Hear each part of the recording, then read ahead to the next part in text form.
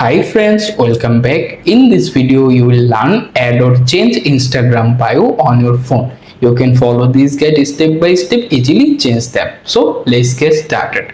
First, unlock your phone, open Instagram app and make sure you can log into your current account. Also use the updated version of the app. After that, look at the bottom right corner, click on your profile icon.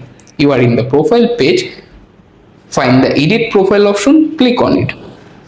After this page is open, scroll down slowly, find the bio option, tap on it.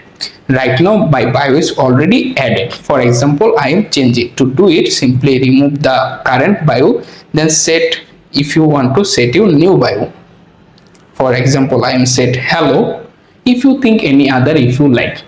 Once everything is okay, tap on the check mark icon at the top right corner and wait to complete the process. Once the process is done, go back to the profile page, simply swipe it to refresh it, and right now my bio is also changes. That's it guys, you are done. Thanks for watching. Like this video, please subscribe to my channel.